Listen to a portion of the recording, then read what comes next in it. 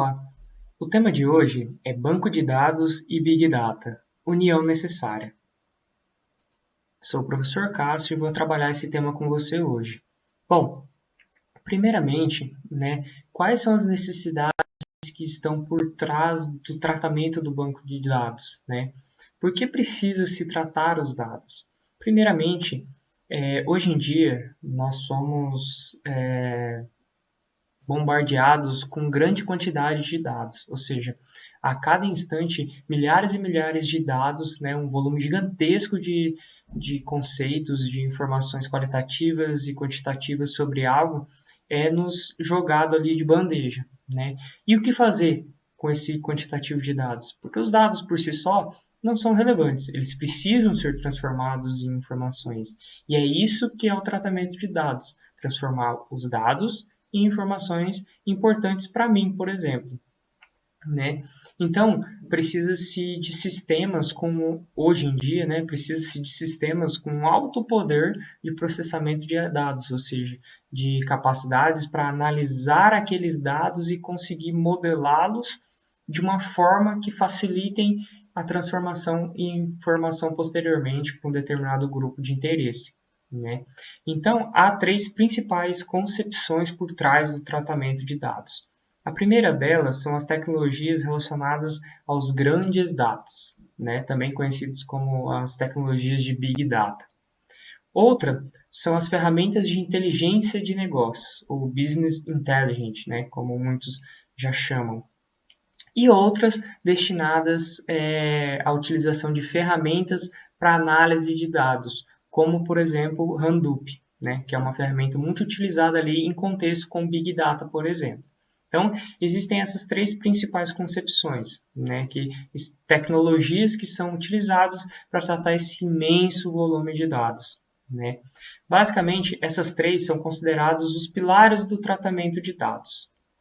Assim sendo, todo projeto empresarial que necessita de um tratamento de dados, ele precisa passar por algumas etapas ou requisitos, que são a seleção da melhor ferramenta, ou seja, aquela ferramenta adequada, que tem um alto poder para analisar e processar esses dados.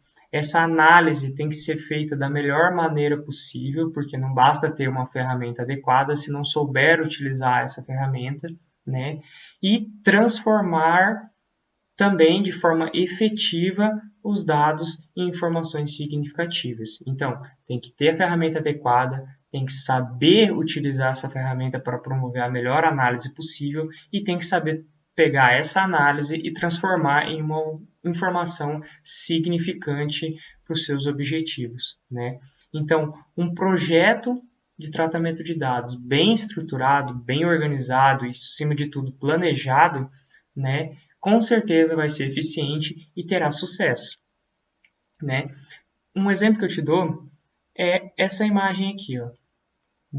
Você já deve ter visto, por exemplo, a Bolsa de Valores ou outros telões gigantescos que são apresentados em filmes, onde todas as informações advindas de todos os lugares possíveis do mundo, dos 4 cantos do mundo, todos esses dados são reunidos em grandes telões, semelhantes a esse da imagem.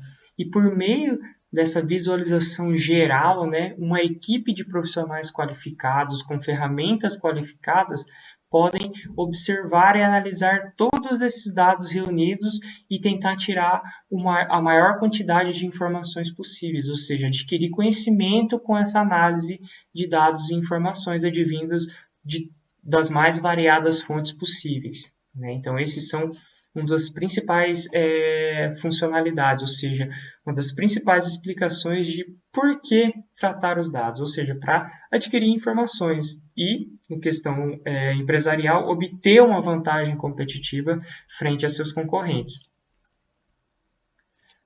Bom, além disso, principalmente voltado ali no desenvolvimento de projetos que utilizam-se da análise de dados, de bancos de dados, é muito importante você saber quais as perguntas corretas a serem feitas.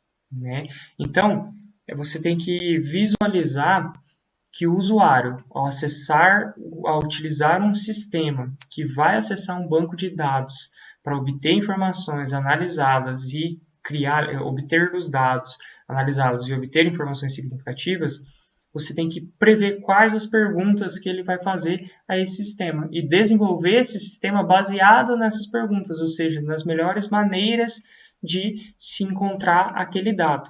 Então, o objetivo principal no processo desses projetos, né, de desenvolvimento de análise de dados é a escalabilidade, a alta disponibilidade e a flexibilidade que esses projetos, né, de análise de dados devem ter. A escalabilidade é bem parecido com a escalação de um time, por exemplo.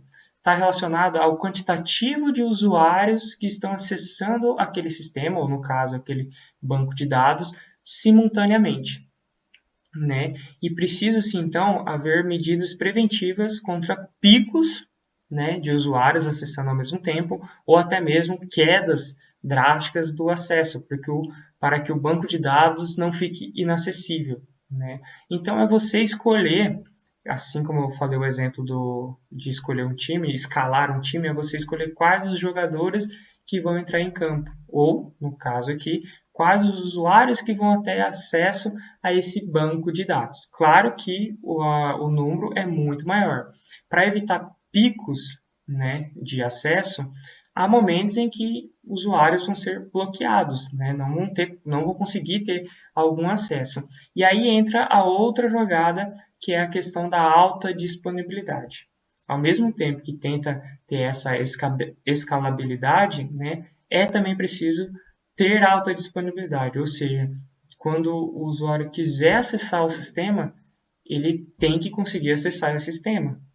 Então, por isso que tem que se planejar, né, esses dois pontos, esses dois requisitos têm que ser planejados de maneira simultânea, né, porque a alta disponibilidade está muito relacionada com essa escalabilidade. Né? Então, o usuário tem que acessar quando ele quer, acessar os dados em tempo real, né, como, por exemplo, redes sociais. Então, há vários usuários usando a rede social e nenhum é travado, nenhum é bloqueado. Né? Todos têm acesso, todos têm condições de usar ao mesmo tempo. E flexibilidade. Flexibilidade no sentido de permitir o usuário acessar os dados de qualquer ponto que ele quiser.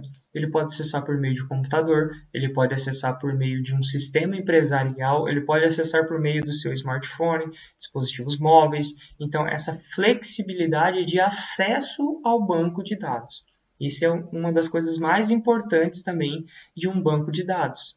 Né? É permitir esse acesso facilitado por meio de vários dispositivos, de várias ferramentas ali diferentes. E tudo isso, né, envolve questões ali relacionadas à estrutura do banco de dados, né? Questões que envolvem custos, né, na hora de desenvolver esse projeto, como que vai ser esse gerenciamento, né, desse sistema de banco de dados e questões de segurança de informações, porque várias pessoas acessando vários dados, né, tem que haver uma garantia de que esses dados ou alguns dados sigilosos não vão cair nas mãos erradas. Então, é preciso ter todas essas questões de segurança também. Né?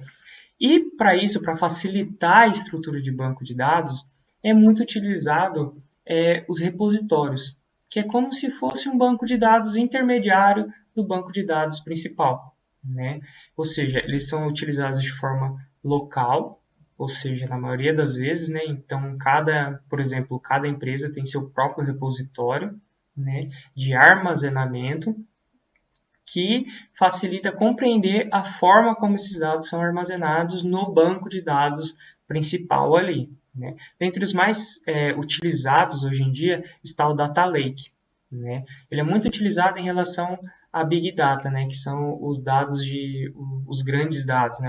Quando tem bastante informação, volume de dados, né, fica difícil você escolher ali quais os melhores dados. Então, a partir do momento que você acessa um dado, você pode pegar esse dado e salvar ele um data lake, no seu próprio repositório, vamos dizer assim, que daí fica muito mais fácil você acessar o data lake do que voltar ali ao Big Data para tentar achar novamente aquele dado lá que já deu trabalho para encontrar. Então é muito mais fácil você encontrar no repositório. E esses repositórios, eles podem ser locais ali fisicamente falando, ou podem estar na nuvem também, que facilita muito mais, principalmente questão de compatibilidade e de diferentes formas de acesso. Estando na rede, estando com a internet, você consegue acessar esse dado de várias formas possíveis, né? E é fundamental na hora de desenvolver um sistema de repositório e uma estrutura de banco de dados para uma empresa, é muito importante ter a presença da diretoria, dos gestores sêniores e dos colaboradores como um todo, para que todos saibam como os dados serão armazenados, serão organizados, porque daí facilita também a compreensão na hora de obter esses dados novamente. Se você sabe como esses dados são guardados, você sabe também como acessá-los, né, posteriormente. Por isso que é tão importante. E o Data Lake, ele funciona mais ou menos assim, ó. Então, ali do lado esquerdo são os dados, né, os inúmeros dados, e daí esses dados são agrupados, vamos dizer assim, os dados importantes dentro do Data Lake, que é um repositório ali local, né? Eles continuam com o mesmo formato bruto, né, ou com leve, né, processamento, para depois serem solicitados, quando necessários, requeridos e transformados ali, passarem um processo de tratamento e de análise e estarem prontos ali para serem utilizados e convertidos em informações relevantes. Bom, então, além disso, né, voltando ali na questão do armazenamento em nuvem, né, nada mais é do que um repositório, né, como o Data Lake, que está em servidores da web. Esses repositórios em nuvem eles podem ser públicos, privados ou híbridos. Públicos é aquele que é acesso das pessoas, geralmente. Qualquer pessoa pode ter acesso e salvar seus arquivos ali, né, acessar e salvar os seus dados. Os privados são mais direcionados a empresas, que daí tem toda uma questão de segurança, e os híbridos são aqueles em que uma pessoa pode utilizar de forma pública, só que dependendo de alguns serviços que ela necessite, ela pode contratar esses serviços, né? Que daí essa é a diferença por ser híbrido. Bom, é o que eu tinha para mostrar para você. Bons estudos!